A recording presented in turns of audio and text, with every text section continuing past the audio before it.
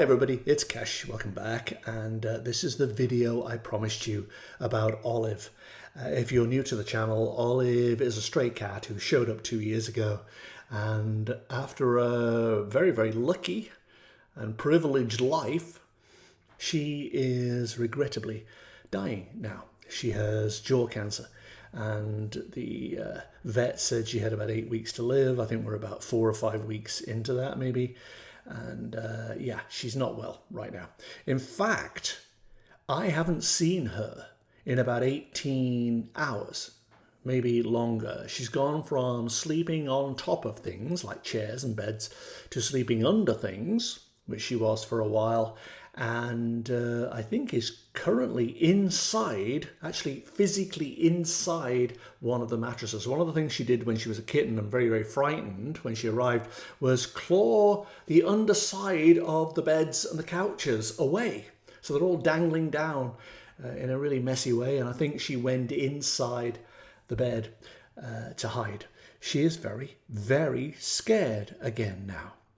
And I think the painful thing here is that she's gone from being, as weird as this sounds, a soulmate, a confidant, a friend, somebody I really felt I could talk to and who understood what I was saying, which is quite peculiar from a cat. But really, I was just convinced she was a human with a fur coat on. She was so intelligent and so attentive and so empathetic. But she's gone from being that person to barely recognizing me, I think. We had one last couple of nights where she slept under the bedspread on my bed, and since then I've barely seen her. And when I walk into a room, she runs off and hides because she sees that I'm trying to bring her pain-killing medication, and she doesn't want that. In fact, this is one of the most interesting things. It's almost as if she looked at me one day and was saying, "Stop trying to help me. It's my time." Now, I did pictures for her a while back, energy pictures, and there was a coil of light coming out of her head. This I took to be the soul leaving. And the soul must leave gradually over a period of time, because the soul is almost like our passport, our ID. It's what makes us us. And as the soul gradually leaves the body, what makes us us becomes less so. And I think our duty as human caregivers of other humans, actually, but also animals, is to make it as comfortable as possible for their souls to leave.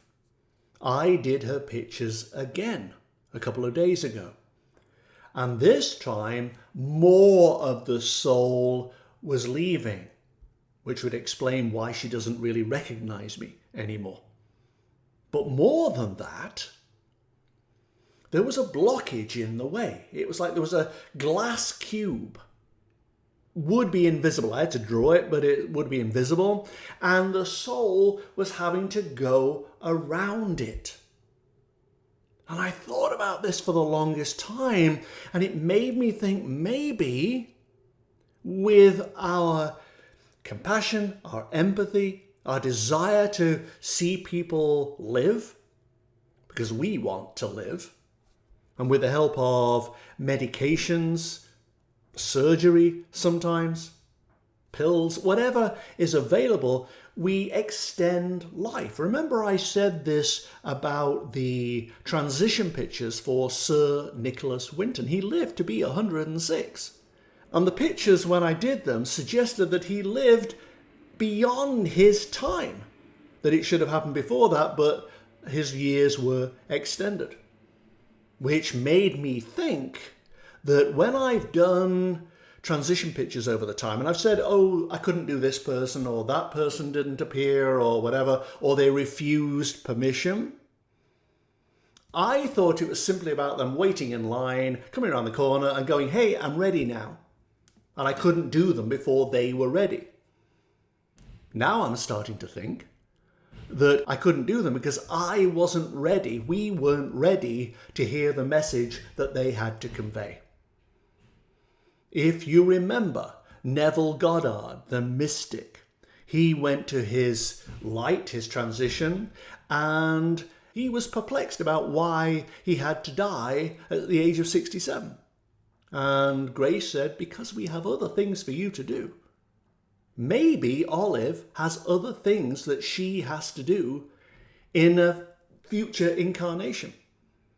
With Julia Child, what I learned from her is that dying is really a process of extracting the spirit from the human form, from the body, and extricating the soul from the grip of the ego, which can be very controlling.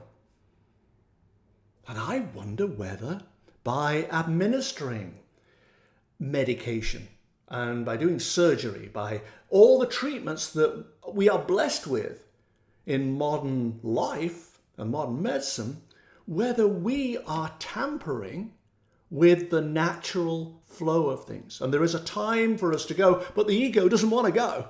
We want to stay. We want to live. There's more for us to do.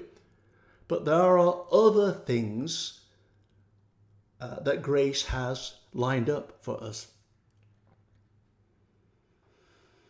So my feeling with Olive is that when she gave me that look that said, please stop trying to help me, that was a lesson that I had to learn about letting go, about not having that kind of attachment that controls and dictates to the universe how things will go, because universal will is far greater than my human will.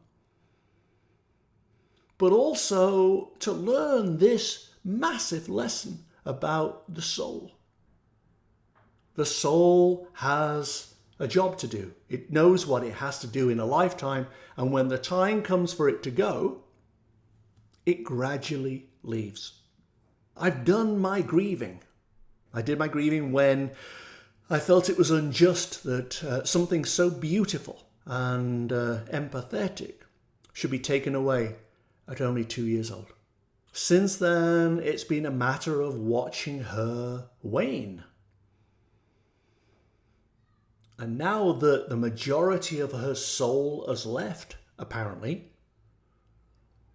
and is only being stopped from going completely by that blockage that I've been putting in the way with medications and painkillers and so on, my job as a sign of reverence and respect for the dignity of this beautiful creature is to be hands off and say, okay, go. I'll do no more to stop it. But I think she may have come here simply for this purpose. I mean, there have been many, many advantages and many, many beautiful moments, and moments when she was completely in sync with my thinking. Over the past couple of years, I have done so many transitions. I think like 150 transitions. They're on the Soul Crossings channel, archived, if you want to see them. But Olive was there for most of them. In the early days, I found them very distressing and very hard to do. I wasn't expecting to be so impacted by people's lives and deaths and so on. And I would get quite weepy. And at those times, no matter where she was in the house,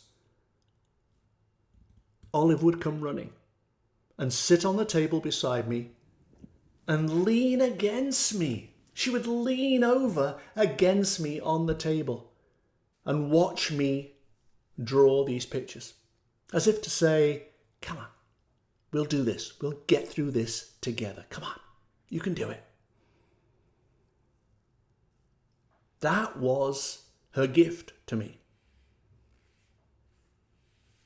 So that when I knew she was slipping away, when she was still Olive, I walked around the house with her pressed to my heart. And I said, come on, we can get through this. You and I, we'll do it. Whatever it takes, we'll get through this.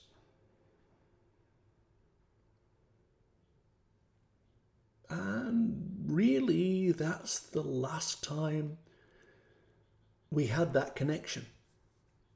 It's almost like that was her permission to go. We completed the circle. And so we're in the end times for Olive now. And I think we'll know in the next few days, because as I said, I haven't seen her for 18 hours. She's somewhere in the house, but I have no clue where. She's found a hiding place, a secret little nook, and that's where she is. And many of you said, and thank you very much for all your messages, by the way, but many of you said that's what she will do towards the end. She'll hide. She'll find a secret place where, because she's vulnerable, she can know instinctively she won't be attacked, and will gradually go. If I have to help her, I will. But for now, I'm just taking it hour by hour. But the soul journey of this cat has been the most intriguing aspect of having her around. I am removing that glass block and allowing the soul to leave. Alrighty, that's it. That's the update. Thank you very much for watching. And obviously, I'll keep you posted as we go along and see what happens. Thanks a lot for all your messages and all your support. I really, really appreciate it. And I'm sure Olive does too. Thanks, guys. Bye-bye.